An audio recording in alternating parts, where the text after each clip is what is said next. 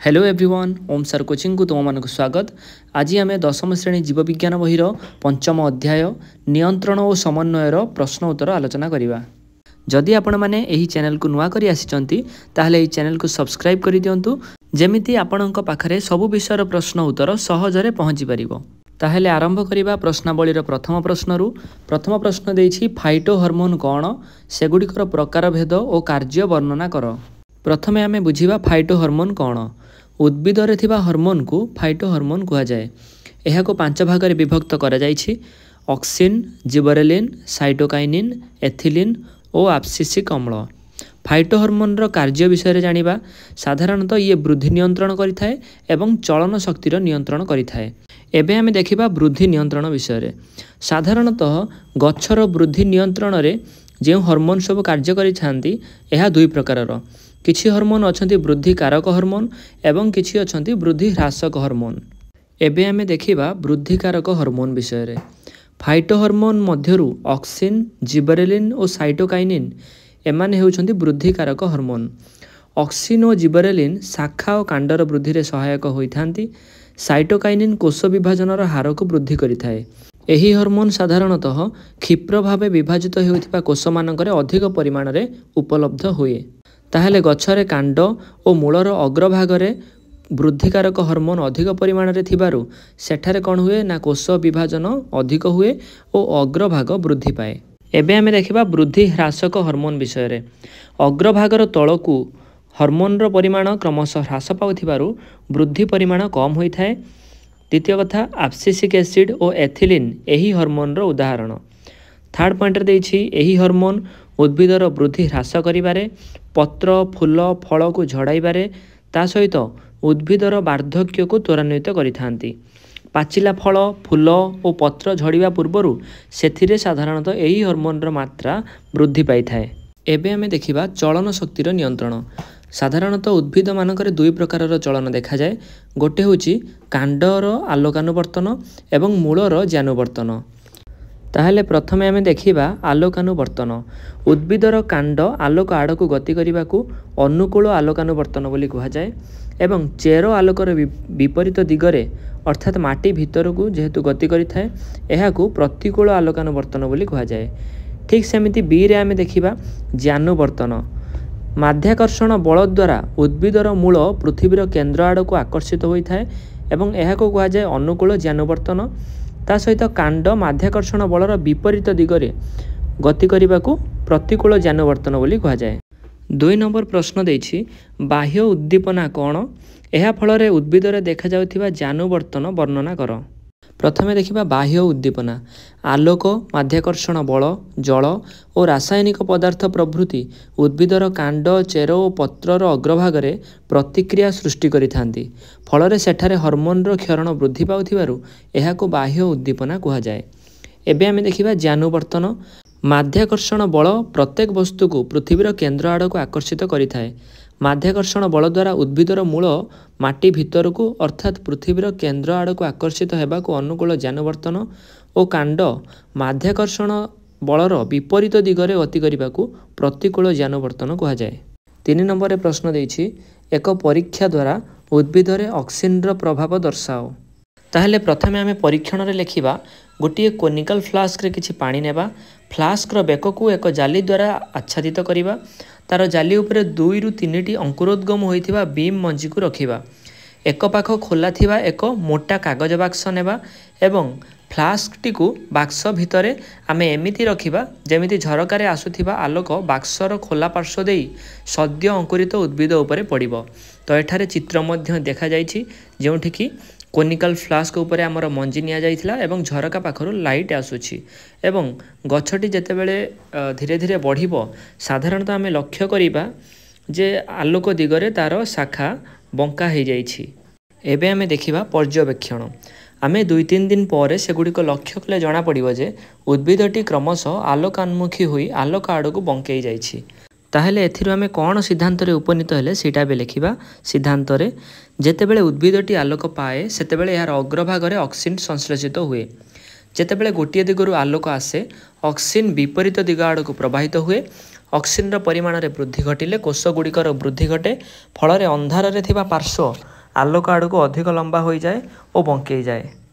4 number प्रश्न देछि मानव मस्तिष्कर विभिन्न अंशर नाम और कार्यर एक विवरणी दियो।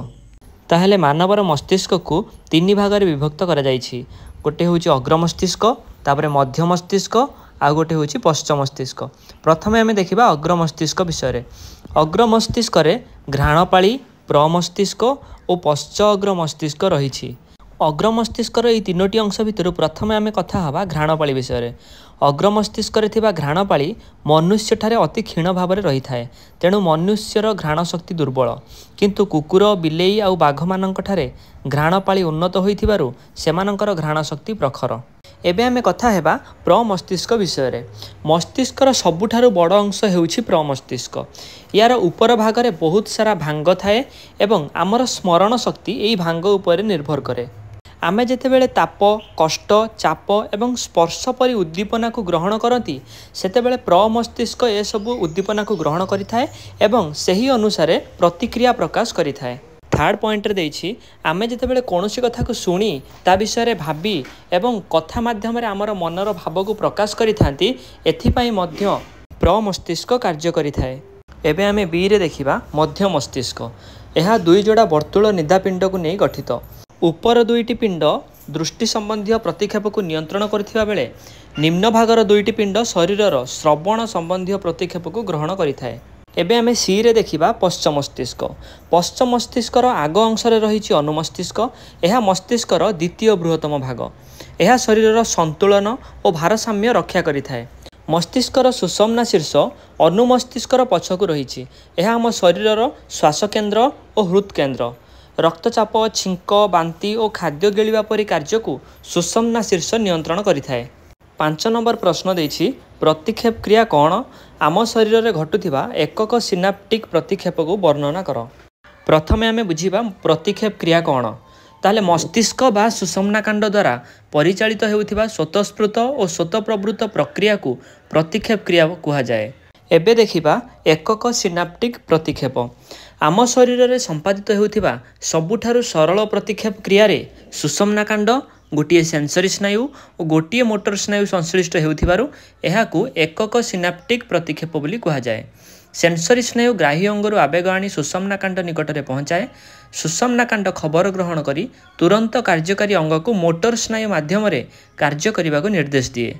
6 नंबर प्रश्न देछि स्नायुकोशर गठन और कार्य वर्णना कर। ताहेले एठारे तुमे माने देखि पारुथिबो डाहाण पाखरे स्नायुकोशर चित्र दिया जाइछि।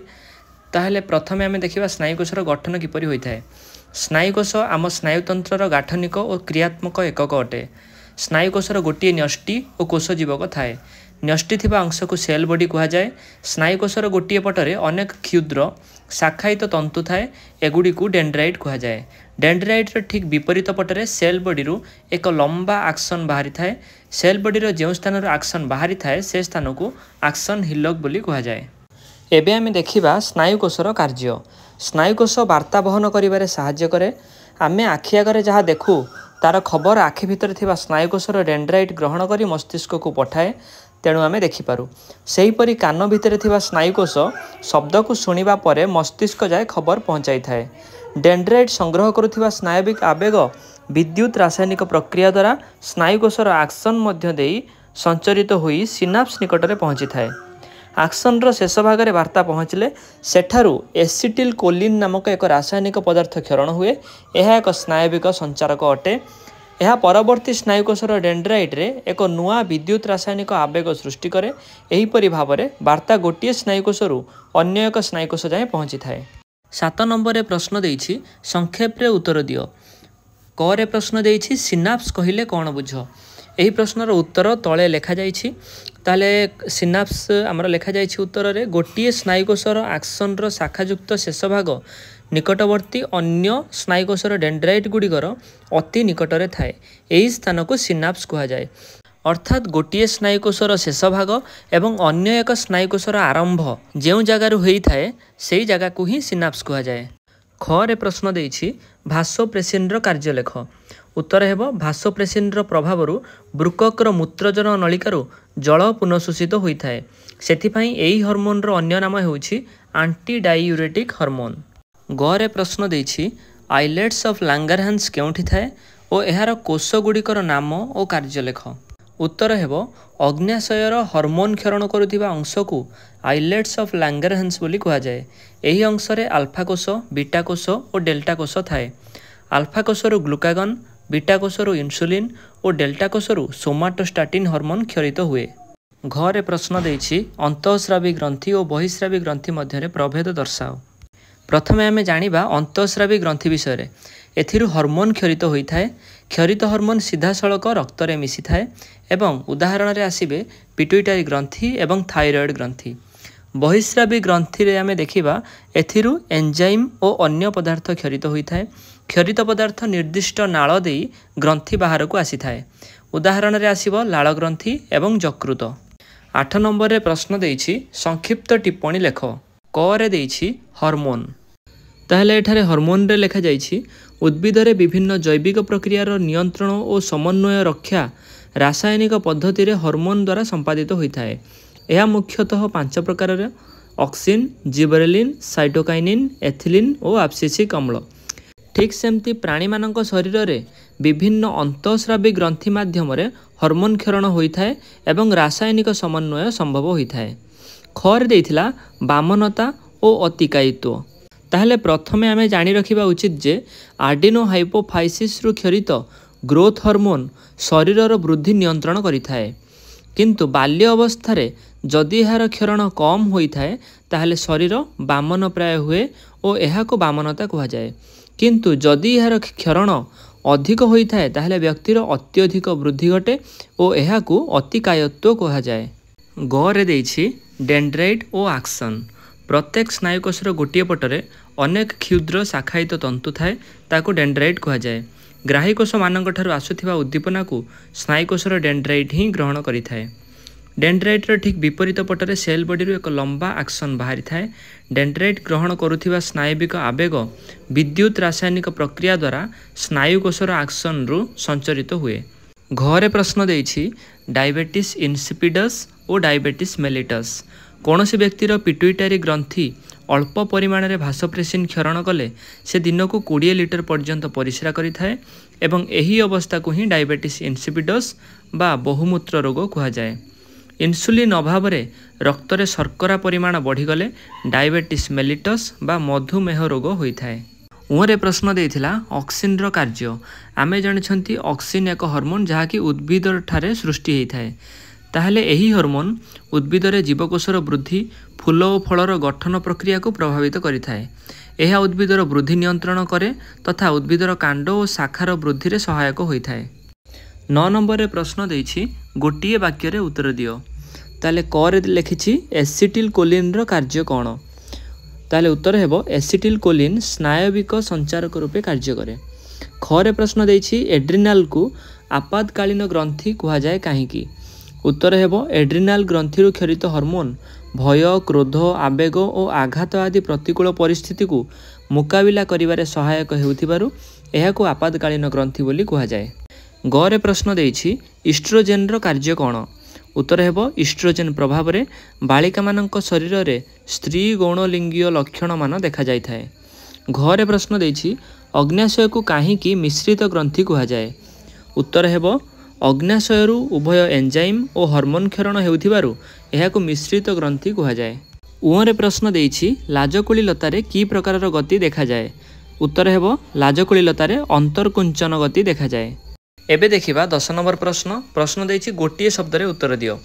करे देछि मनीष शरीर रे केते जोड़ा क्रानियल स्नायु रहिछि। ताले उत्तर हेबो 12 जोड़ा। खरे प्रश्न देछि सुषुम्ना कांडर बाह्य आवरण को कोन कहा जाए। उत्तर हेबो मेनिंजेस। गरे प्रश्न देछि आंटी डायूरेटिक हार्मोन रो अन्य नाम कोन। उत्तर हेबो भासोप्रेसिन। घरे प्रश्न देछि केउटी एक सामयिक अंतःस्रावी ग्रंथि। उत्तर हेबो ह्यूमन कोरियोनिक गोनाडोट्रोपिक हार्मोन बा एचसीजी। ओरे प्रश्न देछि उद्भिदर चेर रे केउ प्रकार गति परिलक्षित हुए। उत्तर हेबो अनुकूल ज्यानुवर्तन। तापर देखिबा 11 नंबर प्रश्न। प्रश्न देछि शून्य स्थान पूरण कर। करे प्रश्न देछि उद्भिदर फल और फूल झड़िबा सह वार्धक्य त्वरान्वित हेबा एथिलीन और डैश द्वारा नियंत्रित। उत्तर हेबो एब्सिसिक अम्ल। खरे प्रश्न देछि हर्मोन भ्रूणकांडर डैश रे तैयारी हुए उत्तर हेब अग्रभाग। ग प्रश्न देछि मस्तिष्कर डैश भाग आम स्मृति पाई दायी उत्तर हेब प्रमस्तिष्क। घरे प्रश्न देछि आम शरीर संतुलन और भारसाम्य मस्तिष्कर डैश भाग नियंत्रण करे उत्तर हेब अनुमस्तिष्क। ओरे प्रश्न देछि मस्तिष्कर आगोचर रे शरीर में घटुवा अति जरूरी कार्य को डैश कहा जाए उत्तर हेब प्रतिक्षेप क्रिया कहा जाए। चरे प्रश्न देछि स्नायुकोश रे डैश नथिबारु एहा विभाजित होई पारे नाही उत्तर हेब सेंट्रोजोम। एबे हमें देखिबा 12 नंबर प्रश्न देछि वाक्य रे चिन्हित रेखांकित शब्द बा शब्दपुंज को बदलाई ठीक वाक्य लेख। कर देछि उद्भिदर कांड आलोक आड़कू गति करने को ज्ञानुवर्तन कहा जाए एटा भूल अछि उत्तर हेब अनुकूल आलोकानुवर्तन कहा जाए।